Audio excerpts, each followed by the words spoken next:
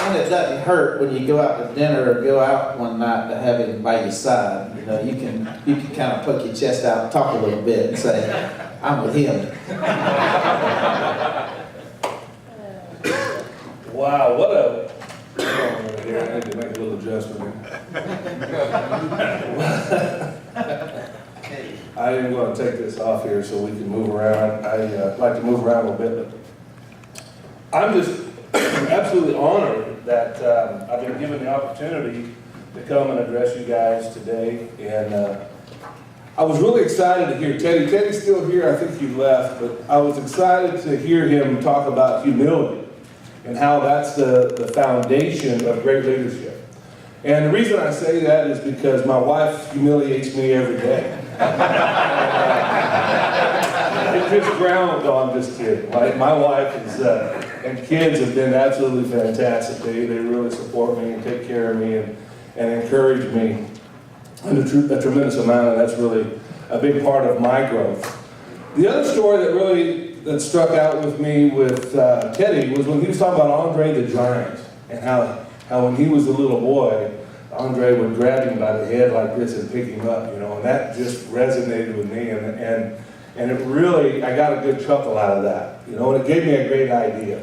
You know, Scott walks pretty slow, so when we're traveling, I think that's how I'm going to carry him. As we go. One bag in my left arm and Scott by his head. If I could characterize our relationship, which is an absolutely fantastic one, those of you that are over 40 remember the cartoon with Bugs Bunny, right? Do you remember the one where he was friends with the abominable snowman? Right? And that's how Scott is. He squirts up and I say, I love you, I hug you, I kiss you, and out he goes and down he goes. So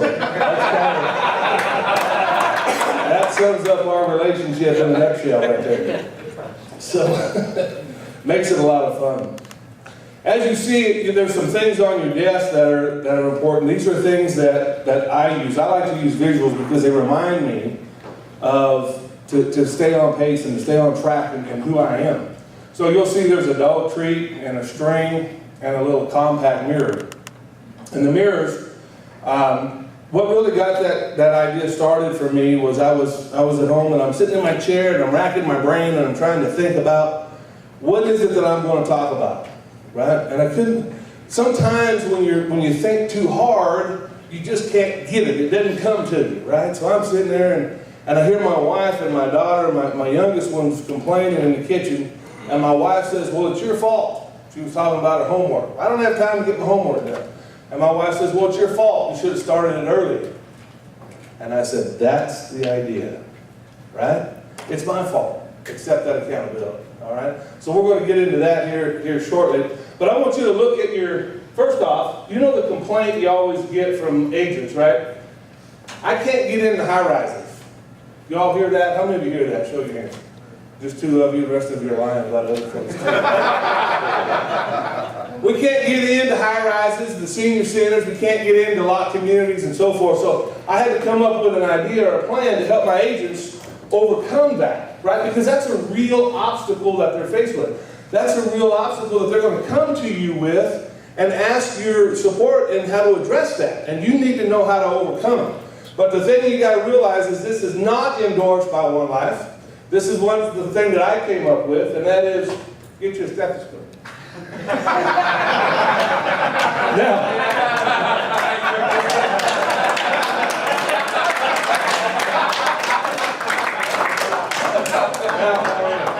I've tried it like this, didn't quite work.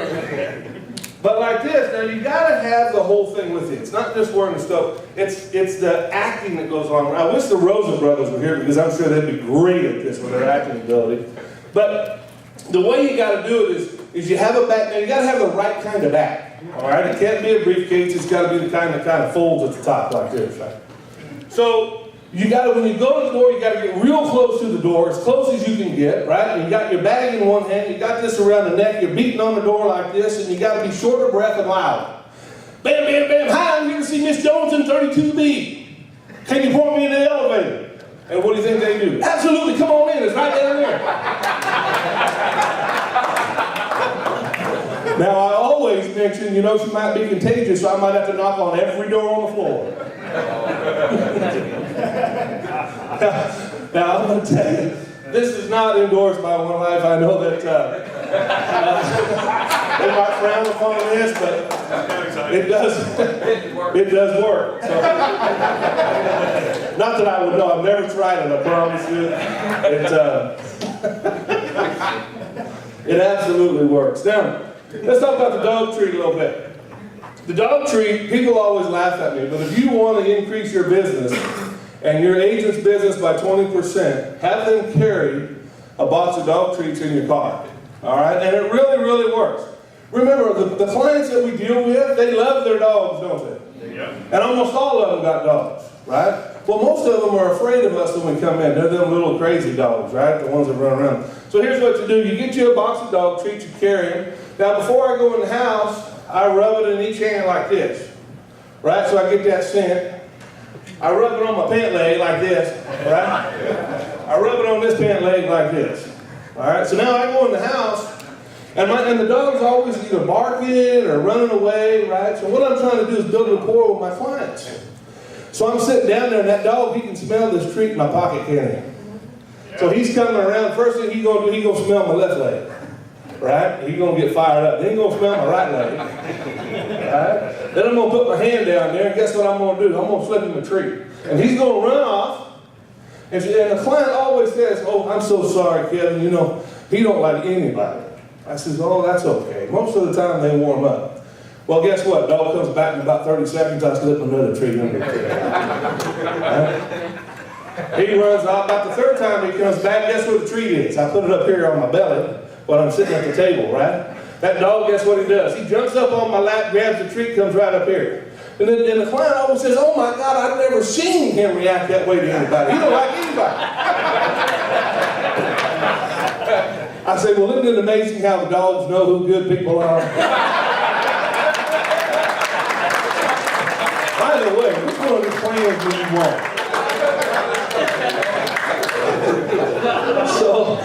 So that's the dog treat. So if you're hungry, I know Benji said he's got the munchies, so if y'all don't want your dog biscuit, you can go ahead and give it to Benji. He said he wanted the munchies. One thing that I want to talk about, you know, in today's society, it's extremely politically correct, right? We all got to be politically correct. We all focus on the positives, right?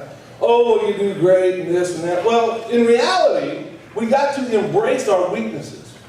You have to. You have to acknowledge your weakness and you have to embrace your weakness, right? Where's Derek? Derek's not in here right now. Well, Scotty, when you're playing quarterback, right?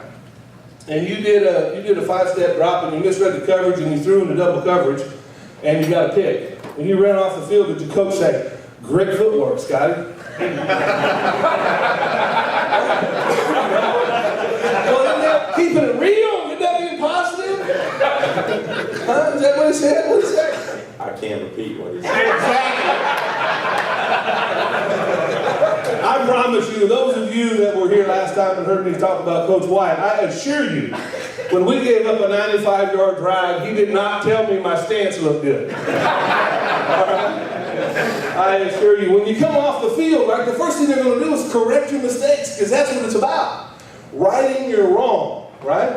So we have to embrace that and understand it so that we can overcome it. And a lot of times what we try to do is surround ourselves with people that their strength is our weakness, right? Scotty has Scott, right? Scotty he's a numbers guy, he's a motivation guy, he's right there. He does not have the sales experience to do the job. So what does he do? He finds somebody that does. So Scott's strength overcomes Scotty's weakness. Keith Little has Tyler. Where's Tyler? Where's he at? There he is, right? Tyler is Keith's strength. Okay? Keith's weakness is taking care of all the little details, all that stuff. That's why he has Tyler. We all need that. So we have to embrace that. Because if we don't, you become the cog in your own wheel. You become the cog in your own wheel. Don't hold yourself back because of your ego. Because that's really what it is, isn't it? I can do it all, right? Well, let me tell you about my weakness. I remember we were playing in a game one time, and I always like to talk. crap when I come up to the line, right? That was me, big mouth. And I was a defensive end, and I'm coming up, and I look at this big old tackle. Now, tackles, if you don't know, I'm 6'5", about 300. Tackles are typically 6'6" to 6'9", 6'10". Where, man, I always run my mouth. I walk up and I said, "Hey, fat boy."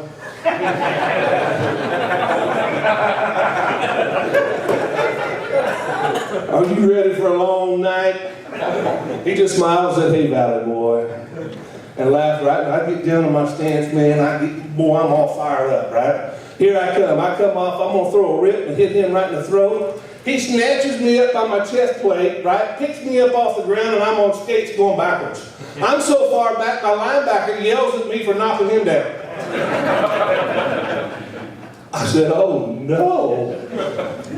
Come up the next play, right? Now, thank God my weakness was overcome by my defensive tackle because he was able to make the play. Next play come up, 2nd and 9. Oh, I see the wide out over here. Back shifts to my side, strong side. I widen out a little bit over that tackle. I said, all right, I know what's coming to me. Ball snaps, I take a step across, my tackle pulls across my face. I rip, and I know he's so big I can outrun him, right? Wrong. He locks onto me, and as I'm going across the field, he's punching me in the rib cage all the way to the sideline of the field, right? So he keeps that play alive because of his speed. Now, he's 6'8", 340, built like a Greek god, got muscles coming out all over, and here I'm thinking I'm going to outrun him. Wrong. Again, he knew my weakness, okay? Thank God my outside linebacker now was my strength that he picked up. Now we're 3rd and 7. I get down, I said, okay, I know it's going to be a pass play, right? I get some width, I tighten up my stance, I get my butt in the air, I'm over my hand, I think I'm going to blow him away, I'm going to run right by this big guy. I take off, that ball snapped, I take off, I turn that corner, I dip that inside shoulder, I go to throw a rip like this, and he punches me right in the rib cage, and that's when I started stuttering like Jody. And I think I still got carryover, Jody, so if you hear me, that's why, brother. But when I came off the field, I talked to the coach, and I said, "Coach, you got to free me up. I can't beat him at his game because his strength is my weakness. He's 6'8", 340. I'm 285. He's going to run, he's going to beat me up every time. So what's my strength now? I got to run inside, I got to run outside. I got to be able to play my game in order to beat him, see? So you have to recognize what your weakness is, all right? You got to recognize that. Now, I know what my weaknesses are, okay? Sometimes I get tunnel vision, like this, right? And I can't see the big picture because I'm looking too narrow-minded right here. And also, I'm a creature of habit. My habits are really hard to break. In fact, if Derek Moore took off running, I'd chase him. That's how bad my habits are. 25 years later. Probably both get hurt, but it'd be fun. But I ask you, what are your vices or what are your weaknesses? Did you ever think about it? Do you ever think about what your real weakness is? Most of us don't, right? Because our ego gets in the way. We don't want to recognize that. But your weakness is what's holding you back because you don't acknowledge it. And when you don't acknowledge it, you can't overcome it. Right? So who's going to be my first volunteer and share, or victim, whichever way you prefer? Who wants to give me a weakness? Nigel, what's your weakness, babe? Administration. Administration. Okay? What else? Give me another one. Come on. You need to share. If you don't have a weakness, that's your weakness. Yes. Dialing the phone. Dialing the phone. That's your weakness. Okay? Who else? Come on. Taking time to listen. Taking time to listen. Sign me up for that one. There you go. What else? What other weaknesses do we have? Come on. Benji, what's your weakness? Prioritizing. Prioritizing. Right? So now, look at, you got Jamie and you got Eric. Right? They're not two peas in a pod. You don't want two peas in a pod. Right? They're the opposite that attract, right? And here you got Jamie who's out there doing this all the time. And then you got Eric who's over here cleaning up behind him all the time.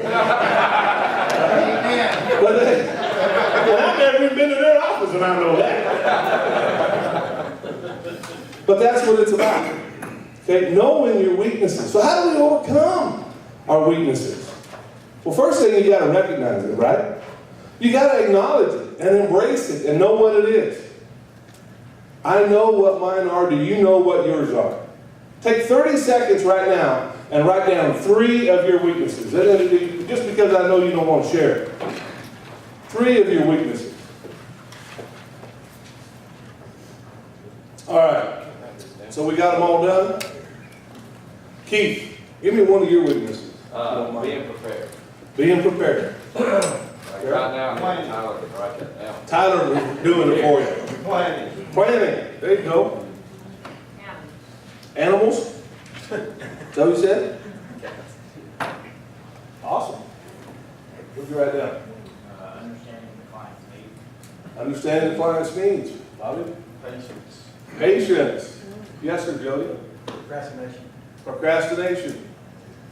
Right? Just by throwing these out, it makes you do some self-reflection or self-evaluation, doesn't it? You go, man, you know what? I can improve on that. Man, I can improve on that. See? And the great thing about it is just to understand that it's okay. It's okay to understand what your weaknesses are. You need to. You need to know. You need to embrace them. It's not negative, is it? It's not being the negative. It's not being negative to try to overcome your weaknesses. Obviously, you want to play to your strengths, but the stronger your weaknesses become, the better overall leader, manager, effective person you become. Right? Because we're improving on everything. Hopefully that makes sense. All right, now that string you got in front of you. Take a look at that string. Now I know it can mean a lot of things to everybody, different things, but the thing about the string, and Coach White taught me this many, many years ago, 25 years ago. And I asked him, because he always had string laying around his desk. Pieces of string, he put it on his wrist, he kept always playing with string. And I asked him, I said, Coach, why do you have string all the time? What's the point? He says, well, when everybody falls in line as a family, when we're working together, because he was the defensive coordinator, when everybody's working together and we're playing together, it becomes one solid string, right? A solid line. And we'll fall in behind one another and play for one another and be there to support one another. When we don't, when we're not involved and we're behind and we're just kicking and we're pushing, trying to push our guys instead of being involved in pulling our guys, look what happens. Lay it on the desk. Start on one end and push it. See how it kind of bunches up? That's what happens. You start to fragment as a team. Regardless of how big or small your organization is, you start to fragment as a group because it starts to fold down on itself.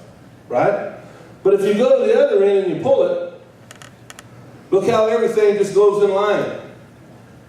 Everything falls into place.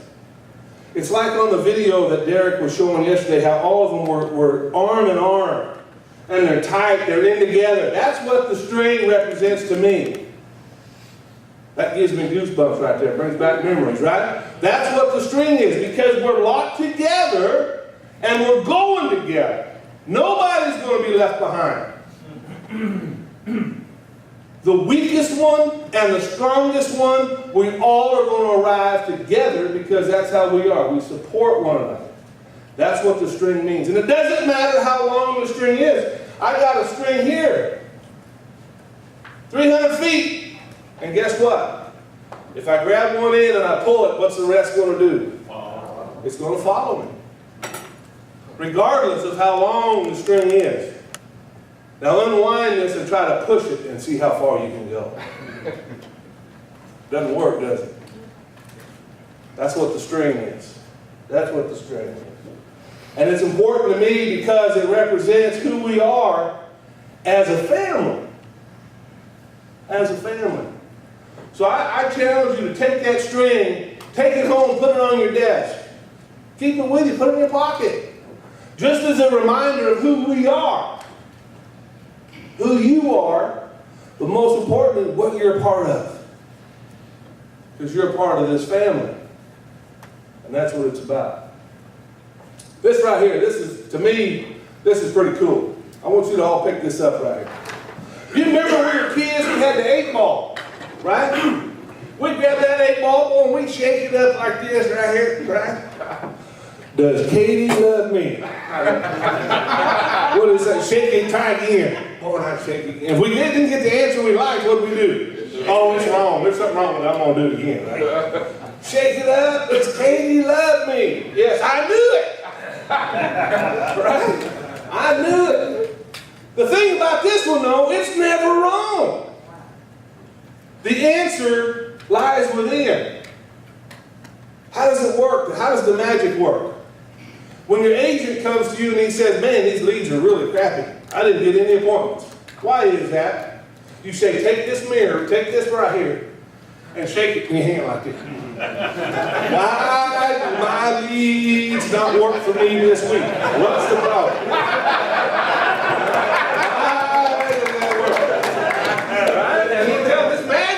It'll tell you every time. Right? And then open it up to reveal the answer.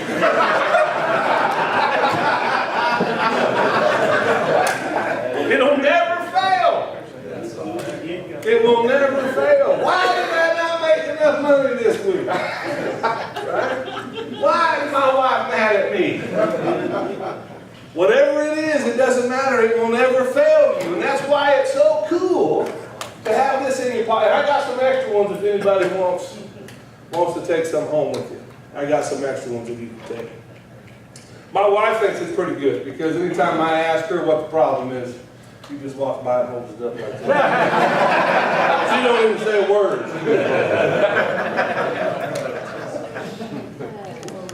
I know we covered a lot of material. I know that you got a lot of wonderful information and you guys are all ready to go home. And I just want to tell you how proud I am that each and every one of you put forth the effort to be here. And what that means is that you truly are the best of the best right here in this room. You truly are. And this is what's going to catapult this company to the next level. Not the guys that are sitting home. Not the ones that don't care enough to be here. They're not the ones that's going to catapult this company. It's you. Each and every one of you to have the pride, not only in who you are, but what you're a part of now. And to me, that makes me very, very proud. And I know it does the entire organization. I know it does. Okay? So take these souvenirs home with you. Buy yourself a bag of dog treats. And thank you very much. Have a great day.